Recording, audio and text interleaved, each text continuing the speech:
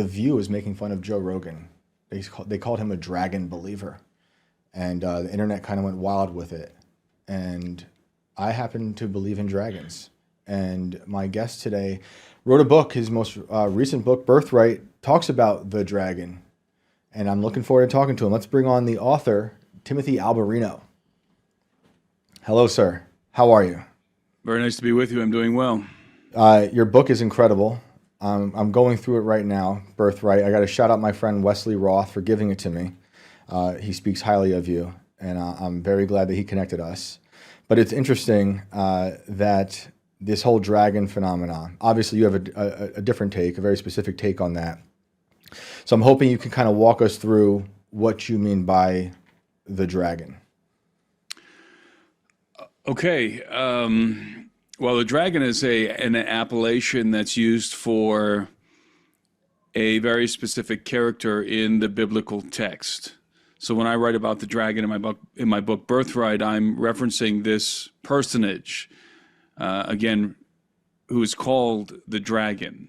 Now, that's not his name, and he's not called that because he's an actual dragon. He's not serpentine in his appearance. Rather, the idea of a dragon, a creature being fierce and also being connected to a serpent, being cunning, these are attributes that define him. And of course, this is the Satan, the adversary. Some people call him Lucifer, and that is the dragon of biblical fame. Can you walk us through? He is the dragon. Can you walk us through why you chose to use that as the terminology in the book?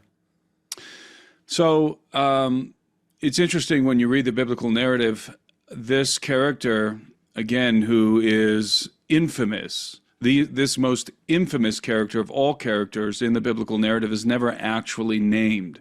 He doesn't have a name. Some people call him Lucifer, but the name Lucifer is actually a misnomer derived from Jerome's Vulgate.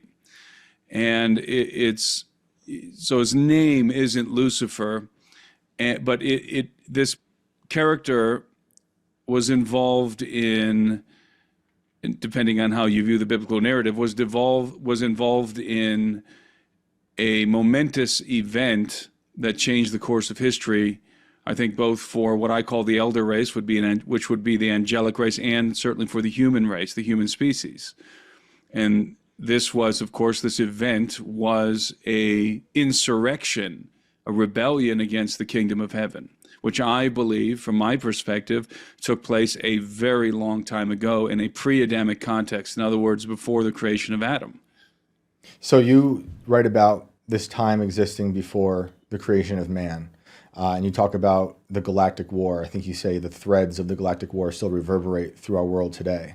So we'll come back to the dragon, the Satan character, because he obviously plays into this war. Can you try to tell listeners what you mean by the galactic war, maybe where you are pulling from to write about the galactic war? Sure. Well, the conventional perspective of the biblical narrative is a perspective called an anthropocentric perspective, a perspective that centers around mankind. That's what anthropocentric means, man-centered or human-centric. And from that perspective, mankind is at the center of all things. Everything began, the creation of mankind was at the beginning of the story. So our story started in chapter 1, so to speak. And everything that unfolds in the biblical narrative happens thereafter. And I happen to think that is incorrect. I come from a different perspective, which I think is actually the accurate biblical perspective, the correct biblical perspective, which is a Christocentric perspective that places Christ at the center of the universe. It is his story. He is the hub of the wheel, so to speak, and we are ancillary characters in his story, and that the appearance of mankind on the scene, in other words, when you open up the beginning of the Bible, the book of Genesis, our chapter is not chapter 1. Right. We come into the story much later on, and there are many things that occurred previous to our existence in the universe. So there's this long, untold eons of history behind us. And I believe that you can trace this thread through the biblical narrative, and part of that history, a large part of the history that I think is apparent, although inconspicuous in the scriptures, in the Hebrew Old Testament primarily, in the Hebrew Bible primarily, is this idea, this narrative of a galactic war, a cosmic conflict that erupted, certainly in our solar system, long before the creation of mankind. And it led to all kinds of cataclysmic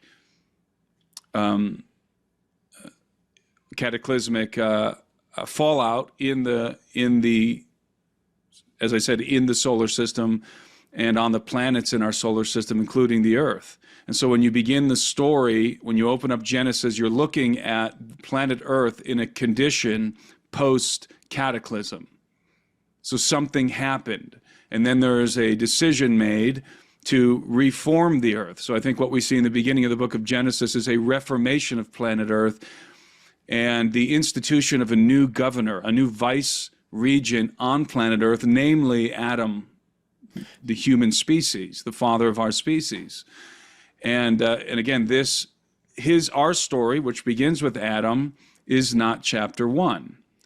And so this opens up a whole potential scenario that is, I believe, there's intimations of this pre-Adamic scenario woven throughout the oracles of the prophets in the Old Testament and the Psalms and the Proverbs. And it's not conspicuous, it's inconspicuous, it's hidden. And people might wonder why the details of such an extraordinary event would be hidden. Well, we're kind of told why that is by Solomon in the book of Proverbs, who said that it is the glory of God to conceal a matter, but the glory of kings to search out a matter. So God is in the business of esotericism, of hiding things, and things that must be uncovered by the wise. And I think that, again, this pre-Adamic history conflict, this galactic conflict, which, by the way, includes, in my opinion, the obliteration of a planet or planetoid that once existed between Mars and Jupiter, which is now a asteroid belt. Right. Where did you first start to see evidence of this for your theory? Like, were you looking at the hidden parts within the Bible and then expanding from there? Were you looking at Apocrypha? Where did it start?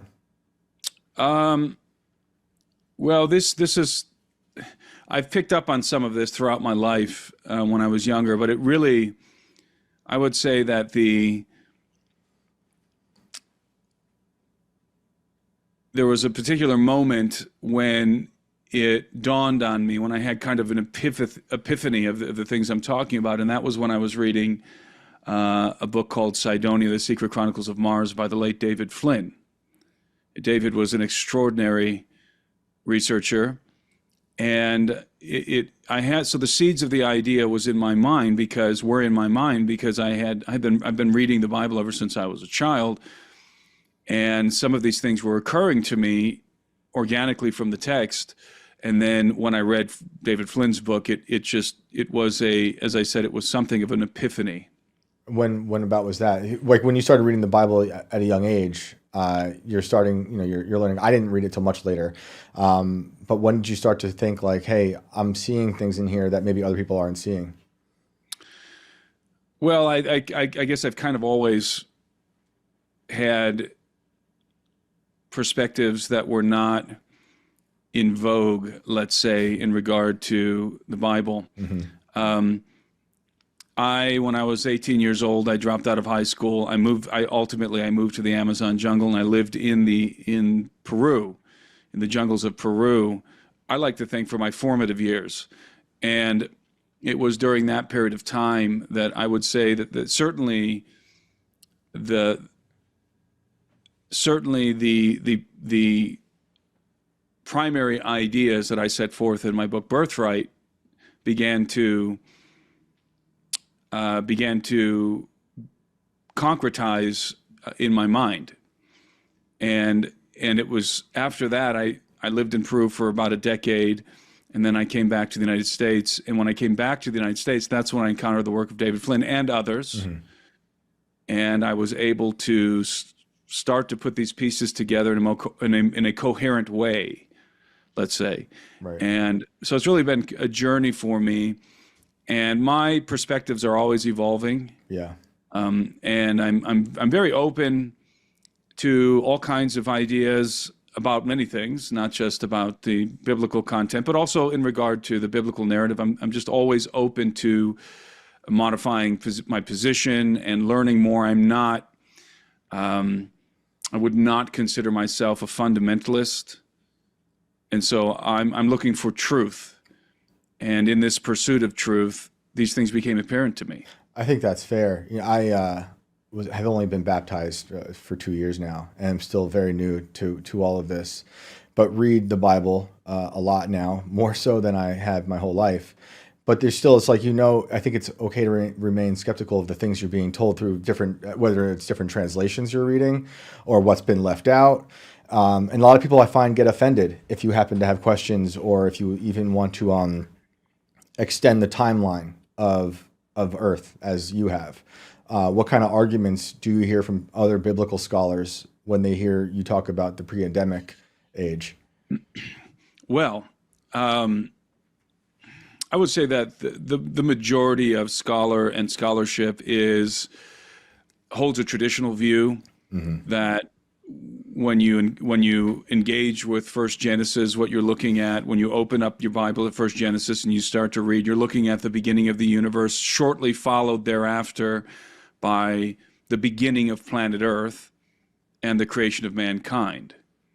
And that's probably the prevailing view, although there are